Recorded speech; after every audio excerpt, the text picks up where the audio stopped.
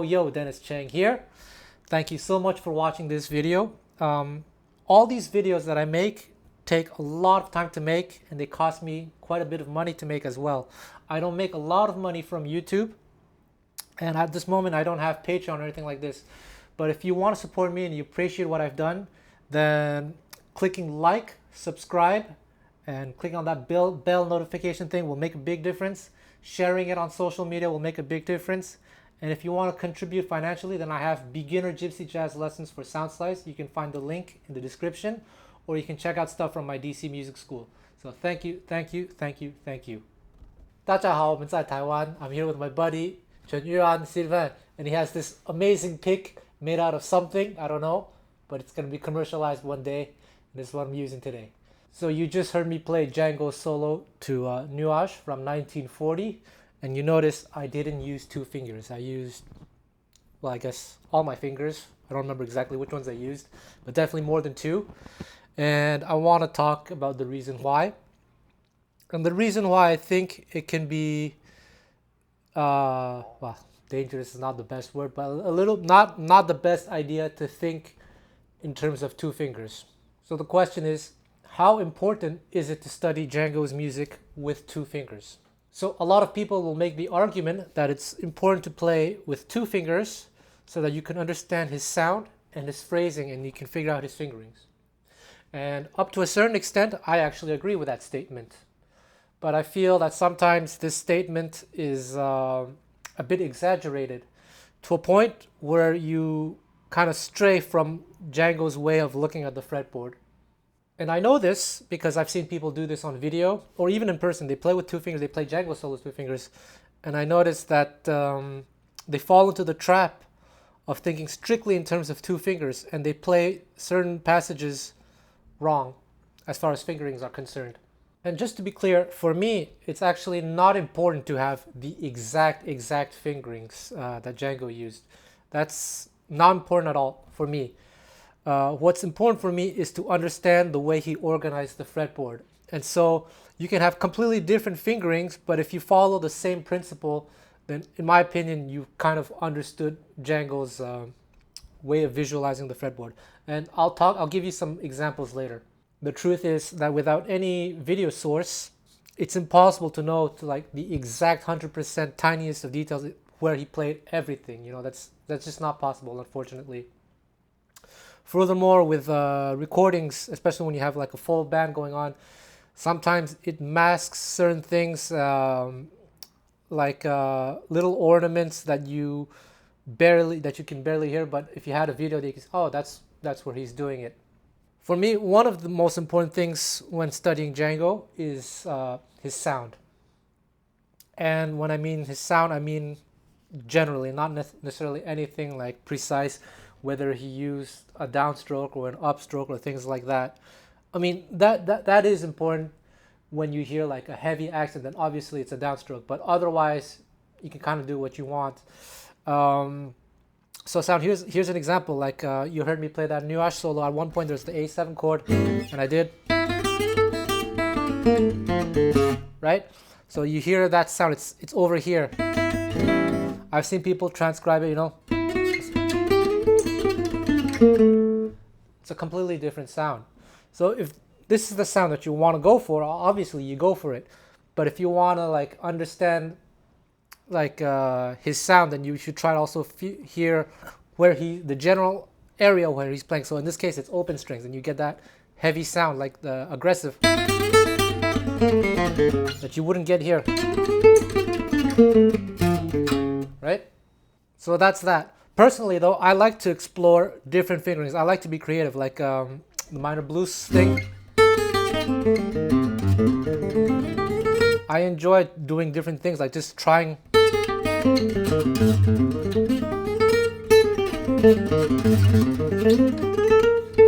Let's see.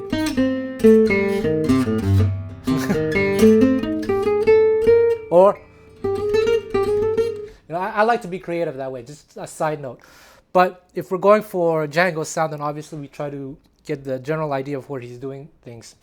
The most important thing for me, though, is the way he organized the fretboard for improvisation. Whether we like it or not, we all have to work within the limitations or the possibilities of our instrument. If for a vocalist, for a saxophone player, piano player, violinist, bassist, guitarist, we work within the possibilities that our instruments allow. Generally speaking, we play things that are idiomatic. And when it's idiomatic, it means that it's convenient. And that is very, very practical for improvisation, where you don't have time to work out very intricate fingerings. And just to give you an example of something that's not idiomatic, recently I was just working on an accordion phrase that I heard and I really loved it. And it's just it's difficult because it's not idiomatic to the guitar. It's, how does it go?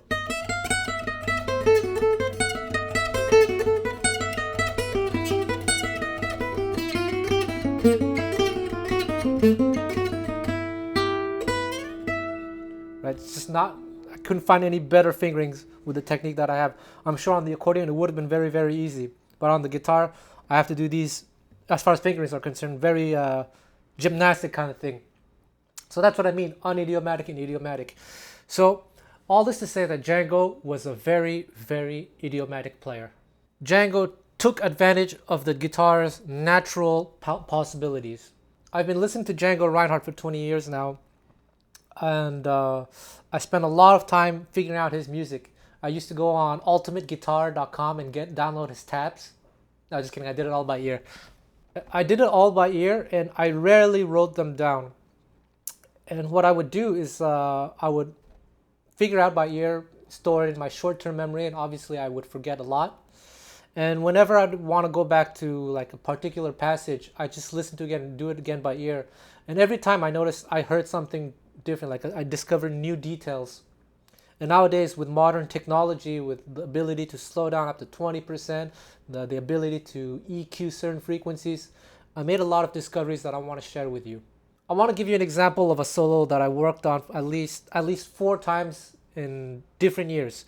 The first time I learned the minor swing 1937 Django solo, I don't remember how I transcribed, but the first chords, I think I might have done something like this.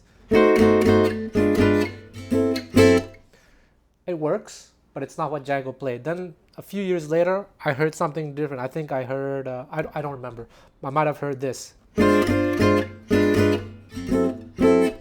And then the third year, maybe like a few years later, I finally heard it for what it was. This is the correct thing. So our ears evolve. And that's one reason why I never bothered to write things down, so that I can always go back to it and discover new details. Well, actually, the main reason is because I'm lazy. For those of you who say that you need to play, or at least think in terms of 2 fingers to understand his fingering, like I said, up to a certain point, it's true. There is no question that his handicap influenced his playing and even his composition style. It especially affected his chordal playing, and that's such a huge topic that I'll have to make a separate video about that. So this one's going to be on lead playing only. But it definitely affected his way of thinking, and you can hear it like in some compositions like Appel Indirect, where he does that kind of stuff. Is very idiomatic for a 2-finger approach, right? Then it goes. So obviously there's the influence of his handicap there, and also another song, Rythme Futur. It's very idiomatic. That's definitely affected the way he thought. For me, however, I don't think it's a good idea to reduce his genius to his handicap, because ultimately Django was far beyond limitations, even though he had limitations. Django was first and foremost an artiste. And he's someone who cared very, very deeply about music. And you can, when you read anecdotes from his colleagues about Django's personality, he would often get very upset when the musicianship was not up to his standards. He would go to the orchestra and point out all the flaws. So he's someone who really, really cared about the finer details of music. In my opinion, musicship in sound came first for Django. And from having lifted a lot of his lines and chordal playing, I can prove this. So I said the chord thing will have to be another video, but just to give you an example, he often had opportunities to play convenient chords based on his handicap, like a chord like this. C6-9 would have been very easy with him. So these two fingers were curled up like this, but he could sort of wiggle them around to a certain extent and get different results. So he used them for chords. So this would have been very easy for him, right? But if you watch that video of J'attendrai, it's the only video that we know in existence where there's video and audio at the same time. When he's playing the chords, he's not using this. In fact, he's going for this one. I don't have big fingers, but oh man. This is so, even if you have long fingers, this is so much easier, right? The fact that he goes for things like this means that he's going for sound first and foremost. He hears it this way. He does not hear it this way. When he plays this, it's not because it's convenient for him. It's because he wants to play this. And when he plays this, it's because he wants to play this. For instance, from a C7 chord to an F chord, it would be very easy for him to do something like this.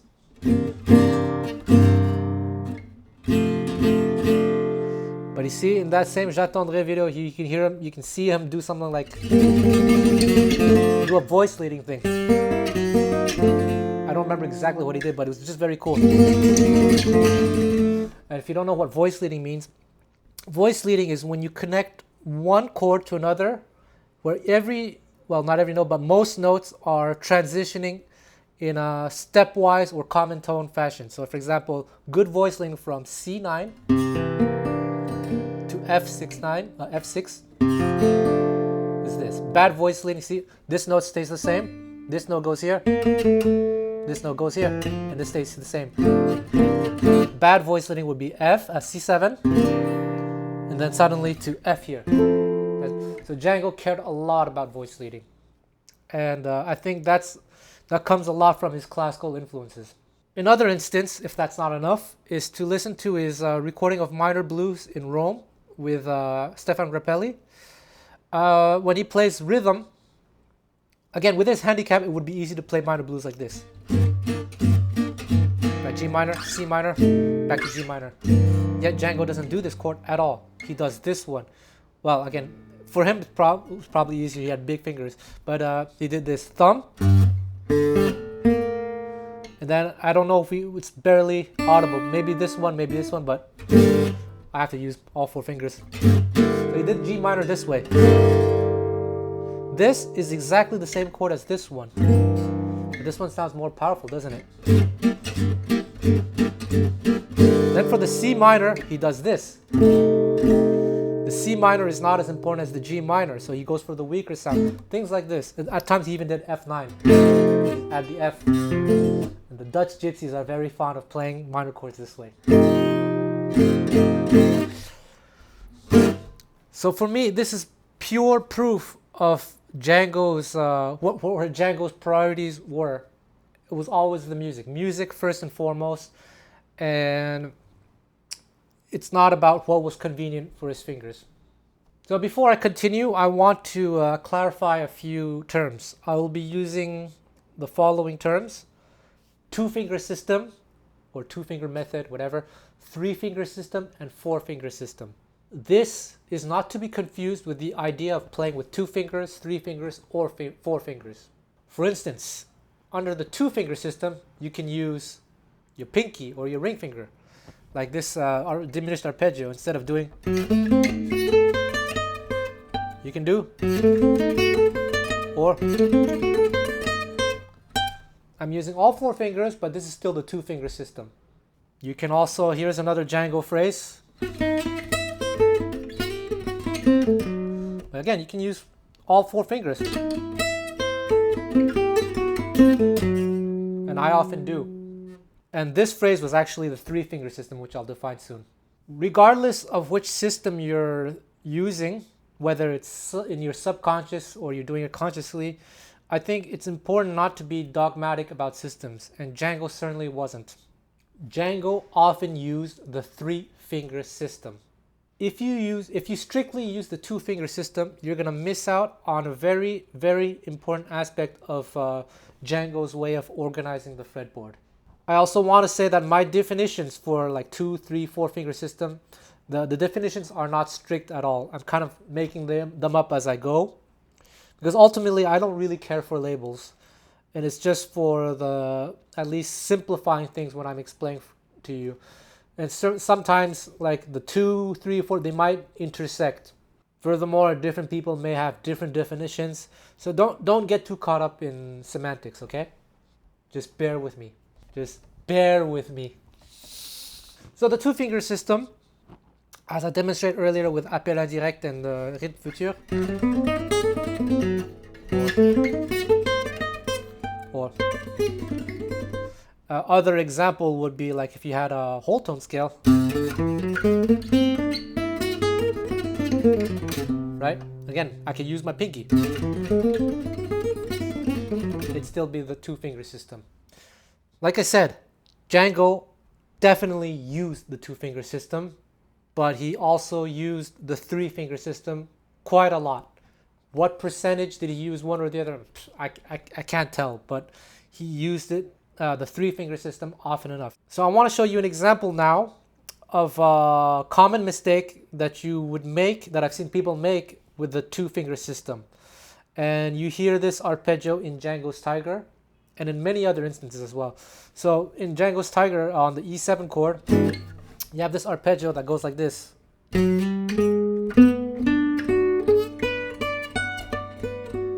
that's the 2-finger system. I've seen people do this.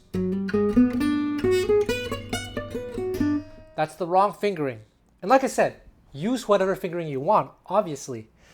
But here, when you use the 2-finger system, you're going to miss out on something very important, which is the 3-finger system, which is closely tied to the idea of visualizing small chord shapes in position, namely this one, or this one. Django played it like this.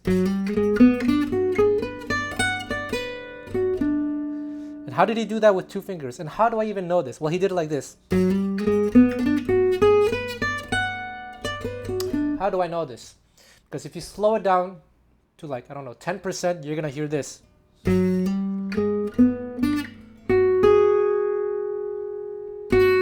That's how I know. And I've transcribed many instances of this arpeggio, and he's always consistent. It's always... So there's, you see, despite his limitations, he's still thinking in terms of 3 fingers.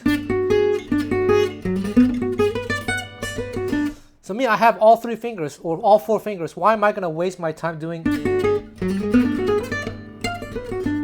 Sorry. I seriously doubt you could tell the difference if I was using 2 or 3 fingers. As long as I'm respecting his way of organizing the fretboard, it will sound in the style of Django. The fact that he plays this way says a lot, because a lot of guitar players, not just jazz, organize their fretboard in this way for improvisation. I found out recently that they call this the cage system.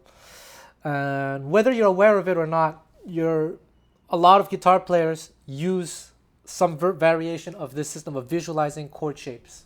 So now let's actually define what 3-finger system means, at least for me, okay? Like I said, everyone has different definitions.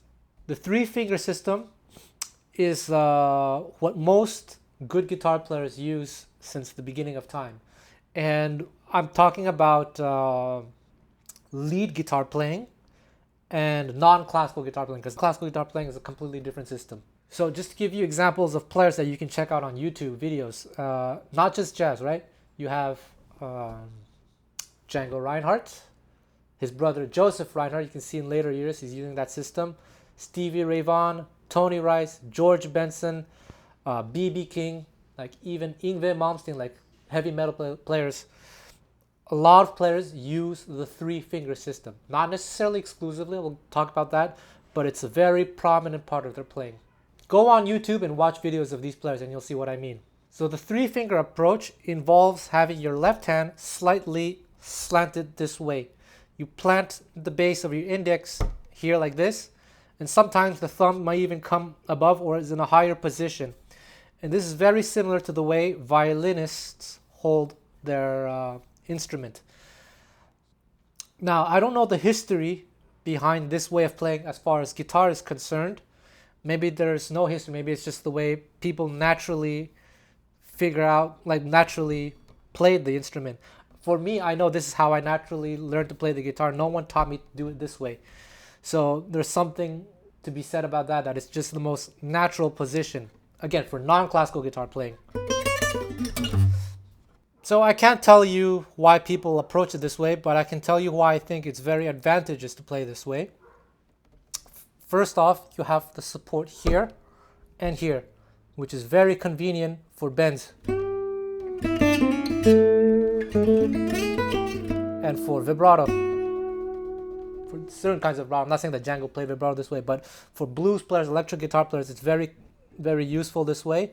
And it's also more, your hand can be a little bit more relaxed, and you have access to these grips. And you can base your playing based on these grips. And it teaches you to move your fingers for shifting. You can shift between like 2 notes as opposed to.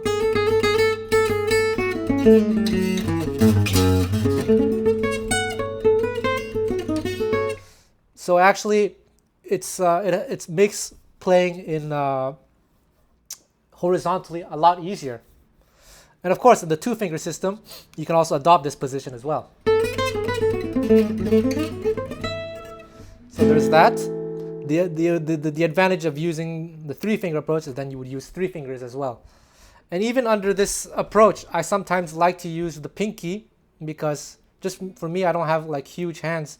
So like if I play something like this, which I could, but I like to use the pinky.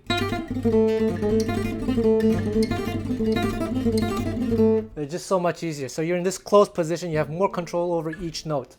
And you have no awkward stretches. So everything for improvisation is just very, very convenient if you're playing like blues. There is absolutely no doubt that Django played this way before his accident. And with that example of Djangos Tiger, that's also proof. And I'll give you more examples later. But anyway, here's that Djangos Tiger example again. 3-finger system, 100%. So for improvisation styles based on chord changes, you tend to favor these convenient grips. Like if you're in C,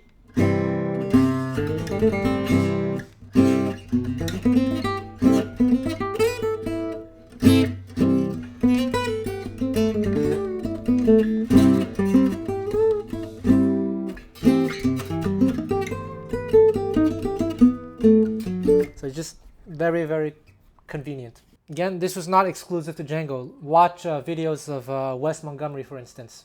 It really favors this kind of wiggling motion. So I said it's very important not to be dogmatic, and I'm not. There are disadvantages to the 3-finger system. The biggest disadvantage is that it makes it very difficult to do certain sequencing techniques. For instance, if you're playing a major scale, see, I'm using actually the 4-finger technique, which I'll talk about, but you see a 3-finger,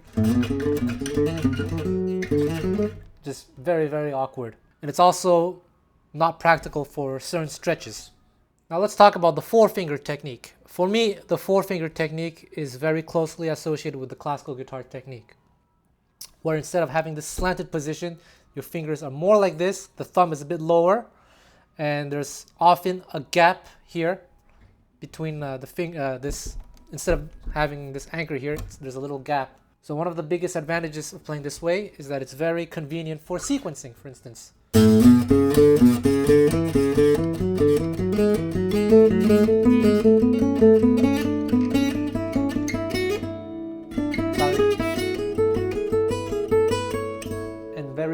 convenient for stretches. So if you're playing in a style that requires things like this, then obviously you want to adopt this system. Personally, since I said a lot of this happens in my subconscious, but I find myself switching between different systems depending on what I want to do. Like if I often like to do this run. It's Forefinger System. So I did the vibrato like this, but if I want to do more of a vibrato like this, I'll naturally switch. So I switch from 4 to 3, and it happens in my subconscious. It's just, you get used to it. The main concept of the Forefinger System is that each finger is assigned to a fret, and you wouldn't do this kind of shifting. In fact, on a classical guitar, it wouldn't always sound good because you have this excessive noise. So if you're playing a C major scale or a G major scale under the 3-finger system,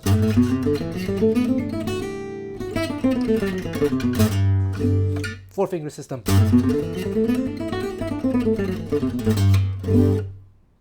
So then you have, like I said, it favors sequencing. So people come up with pentatonic shapes.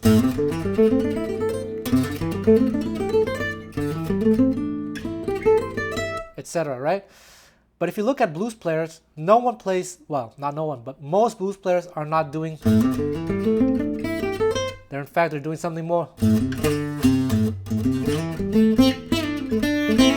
Right?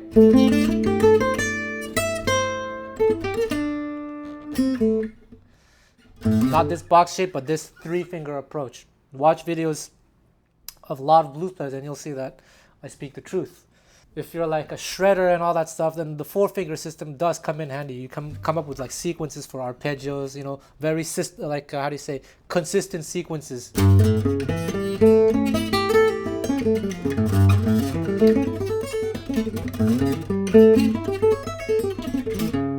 Because then, but how often will you use this in actual jazz improvisation? These kinds of, most people would do. It just lends itself more naturally to the phrasing of jazz, right? I can't answer that question. Everyone's going to be different, but so I just want to clear these things out. I think all the best, for me anyway, all the best non-classical guitar players primarily adopt the 3-finger approach. I can't think of any good players, non-classical players, that mainly use the 4-finger approach. And often when I have seen people use the 4-finger approach, it was often beginners, amateurs. Ooh, I said it. Did I trigger you? So for me, the 3-finger approach is deeply tied to the idea of visualizing small, close chord grips. And if you strictly think in terms of 2 fingers, which promotes a lot of horizontal playing, then you miss out on this way of organizing the fretboard. Let me just remind you, when I say 3-finger approach, it doesn't mean that you don't use the pinky, because I use the pinky very often. It's just, it promotes a lot of shifting. This me using the 4-finger approach would, 3-finger approach, but using my pinky as well. See, when I want to reach it, instead of like reaching like this, I might as well use my pinky.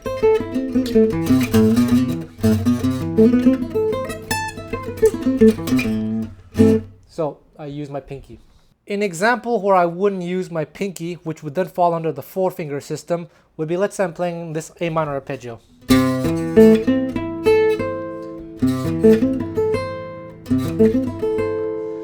If I use my pinky, by the 4-finger approach, it would look like this. I see, I can't even do it.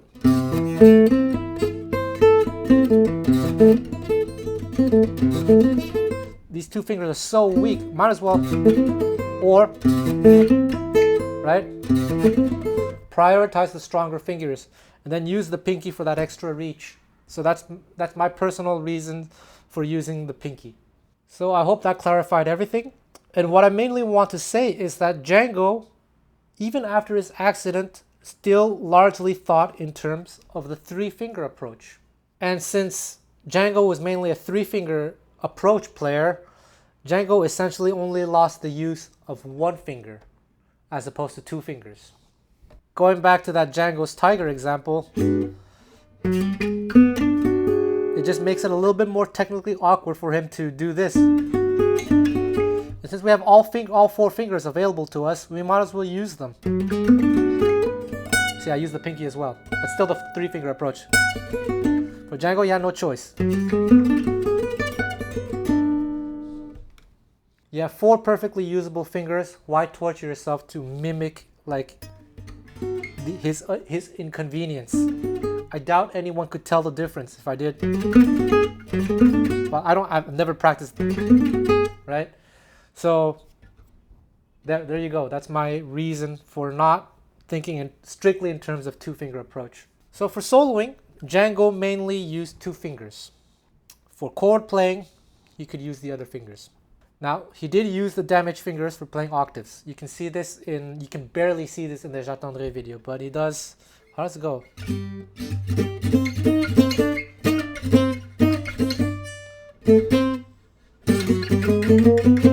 Yeah, something like that. So you can see him using his pinky finger. So he played octaves like this. There's also one instance where he did use his damaged fingers in a lead capacity. It's in the Rome sessions, I think the Rome session. There's a song called Pigalle. It's a waltz. And at one point you hear this pattern. He got this from Yngwie Malmsteen's Rising Force.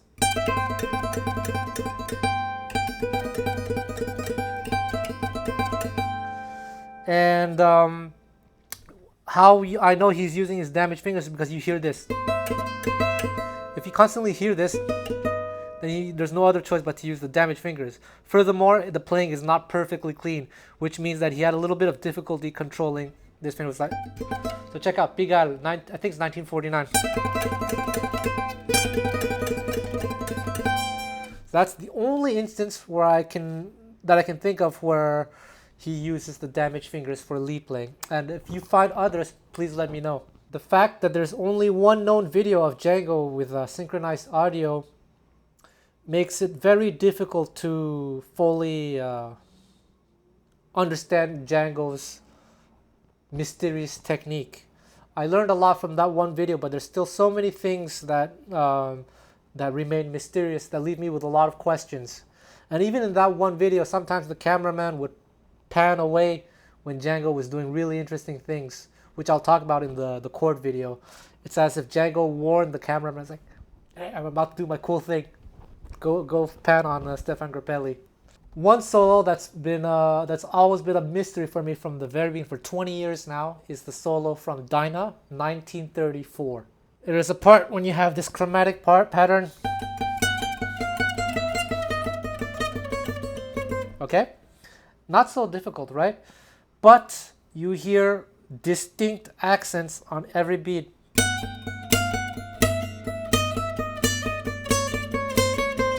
All the way up to here.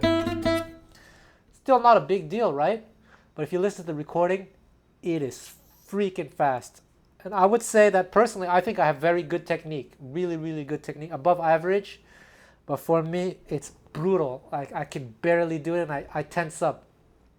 And if we were to assume that Django was playing this in the moment, that he was improvising it, but he nailed it perfectly, it's insane. And I do think he was improvising it, because at one point he goes up to here, then he doesn't know what to do. He gets really, really sloppy.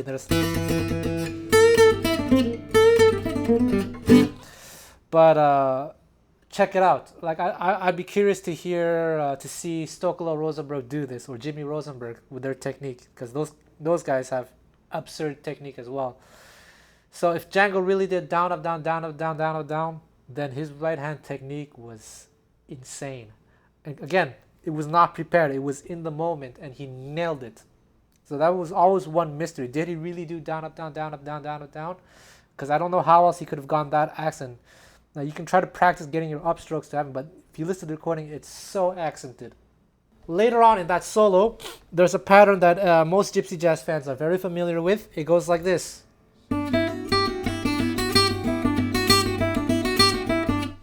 And every note is picked. That much is sure. But my friend Christian van Hemert, check out his YouTube channel, pointed out something very interesting to me. He told me to slow it down and to listen to the accents. And if you do that, you can hear an accent on the F sharp. And also, if you can also hear an accent on the G. But that could be an illusion because the G happens to be on the beat, and when there's that psychological illusion of hearing an accent just because it's on the downbeat. But there definitely is some sort of accent on the F sharp. So how is that possible with the right hand? So Christian suggested this fingering.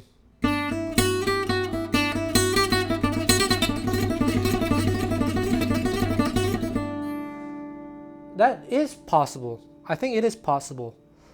But I do have another possibility to suggest. In this style of music, we have this technique that we tend to call gypsy picking, coined by Michael Horowitz. And in that book, he's explaining that you start every new string with a downstroke.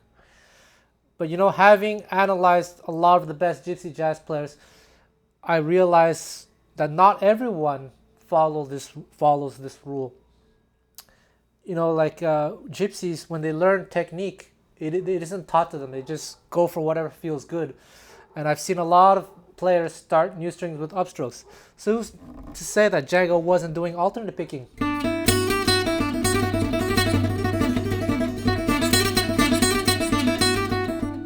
So that's another possibility. We'll never know. It's just that I do know that this pattern he does do in other songs, like Exactly Like You. And in this one, I know he's doing it here because he can hear the pull off.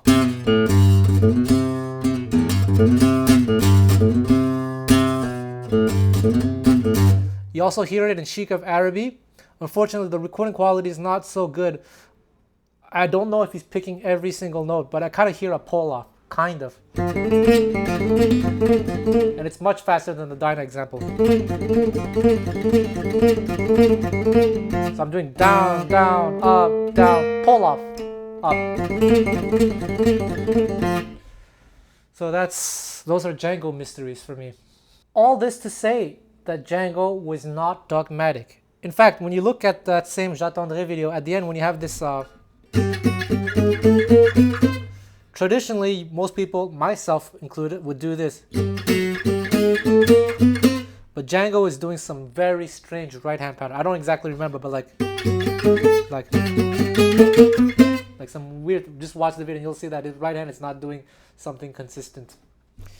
Which really goes to show that Django wasn't about dogmatism. He was always about experimentation, or going for whatever he thought sounded best. Now, I'd like to show you some patterns that Django liked to use that fall under the 3-finger system, and that some people might tend to play using the 2-finger system, which would be wrong. I have a lot of these examples written down. I haven't had the time to really practice them, so I'll play them very, very, very slowly. And mainly what I want to show you is the shapes that Django was visualizing in his head. This first one is from Minor Blues 1940, Blues en mineur. He's thinking this G minor shape, this C minor shape, C minor 6 even. And the example goes like this: 1, 2, 3, 4, 1, 2.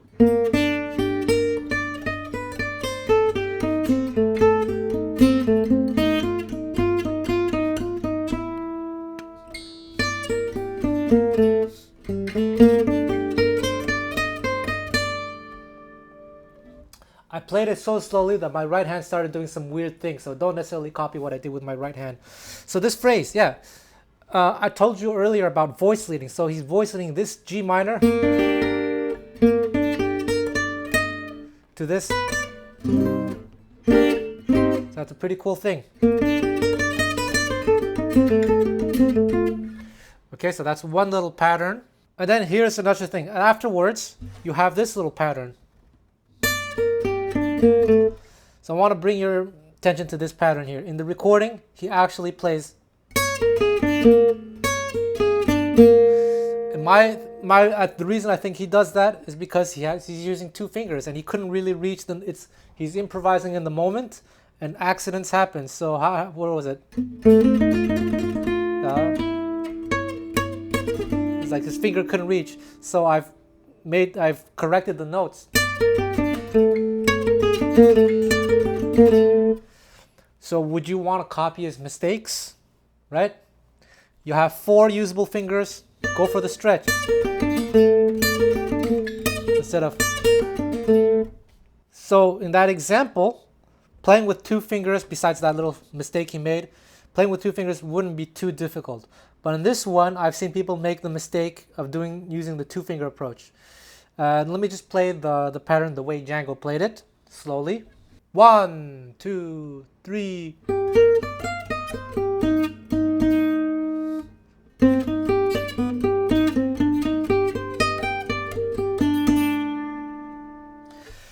So this is clearly an instance of 3-finger approach, thinking in terms of shapes. This G minor to this C minor. I've seen people do this fingering because, well, this is already with 2 fingers. I've seen people do, or, right, something like that. But no, it's definitely here. And then I know it goes here after. And it's all very idiomatic, very convenient, because it's going from this to this.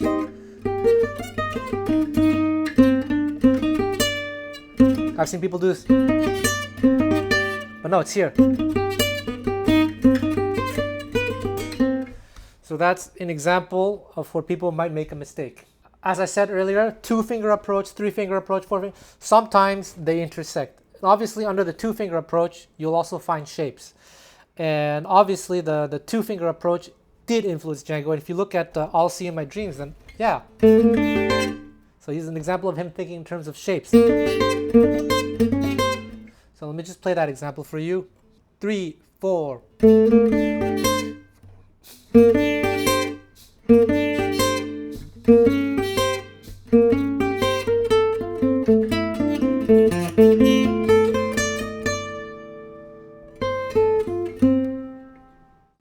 So this playing B flat 6 to B flat 6 9.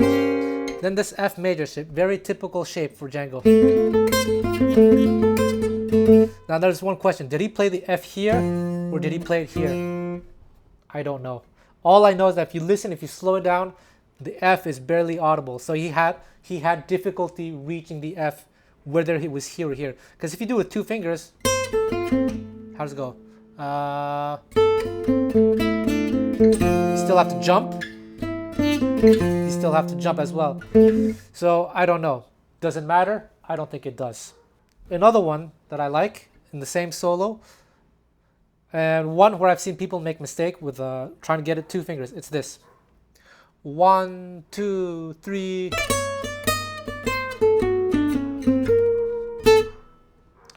I've seen people do something like this.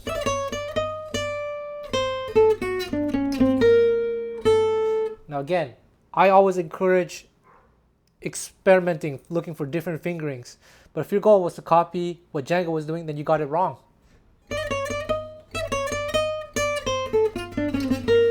No, no, no. Definitely here. Then he does some voice leading, right? This D7. He's thinking of this shape, then this shape, then this shape. I don't remember. Does it go here? I don't remember. Then it goes to F. Then it does this.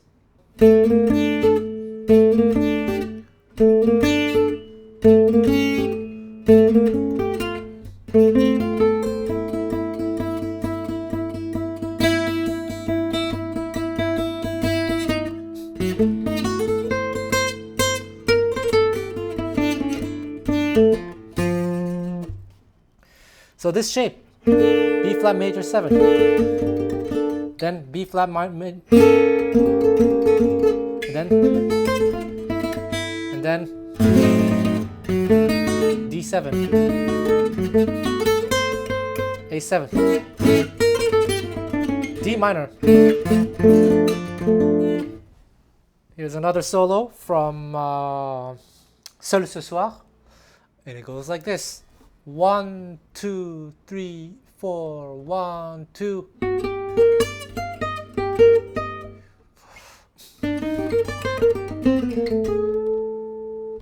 So let's look at that. So he definitely did it here because you can hear like a little break. You can hear his fingers slip a little bit from having to.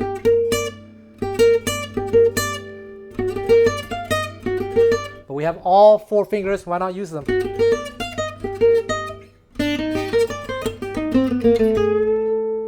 Then it goes. And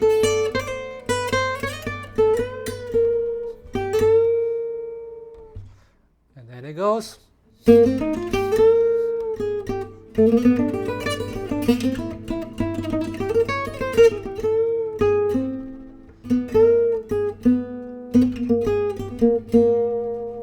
So what is he thinking here? He's thinking of E flat major shape here, like an E flat. Then G7. C7. F minor. Then this. Then back to E flat. It's always about shapes, chord shapes, most of the time. And then there's the famous Djangos Tiger example, which I'll play for you. 1, 2, 3.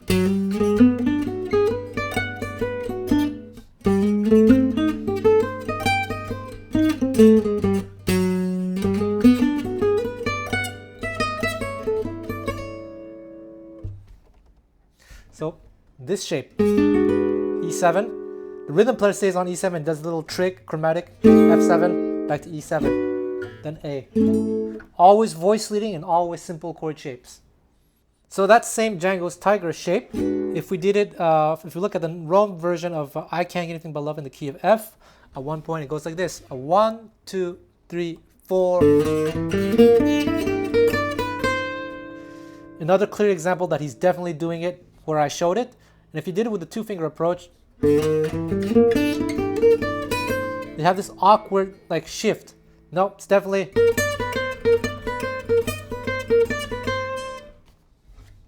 Here's an example from Swing 42. I'm fairly certain he plays it this way. 1, 2, 3.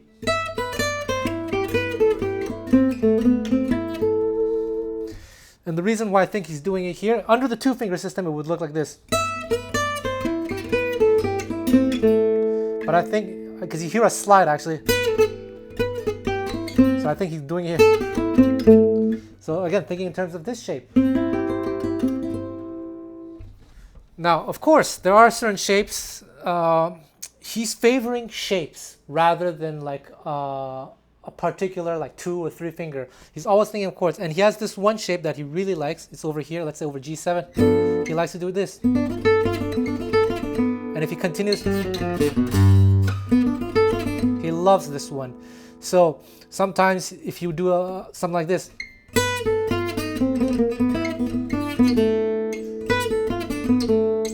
So this is actually the 2-finger approach, and the reason he does it, the 2-finger approach, it's not because he has 2 fingers, it's because he wants to end up here, in this position.